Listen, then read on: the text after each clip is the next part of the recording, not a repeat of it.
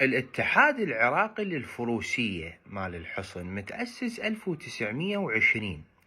هي بال1920 البنادم تعبان ماله خلق، يعني مو الحصن. المهم، فالاتحاد العراقي للفروسية نزل كشف مال المصروفات، هذا اللي قدامكم موجود بيه. يعني مثلا علف للحيوانات الحصن 180 مليون مشترين علف، انه يعني جت هو غير ياكل له ما له حياه، ما له مو قوي بالحصن ما ادري.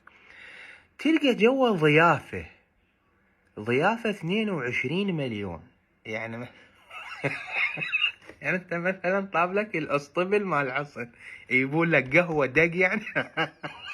الضيافه لا، مثلا الملابس 6 ملايين و900 و500 دينار، 937 و500 دينار.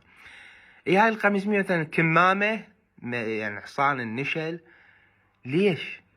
واخرى ما ادري كم مليون. هاي الاخرى اللي انا ذني كثير مخيول، اريد ذني الاخرى قرطاسيه ما ادري كم مليون، 5 ملايين قرطاسيه. شنو عندكم حصن يداومون مثلا بجامعات؟ امنت بالله ما يخالف اتحاد ولازم، لانه هو يقول لك من تطشي راح تاخذ شيء. من اجت البطوله مال الفروسيه، الاتحاد العراقي للفروسيه يعتذر عن المشاركه لان ما يمتلك حصن.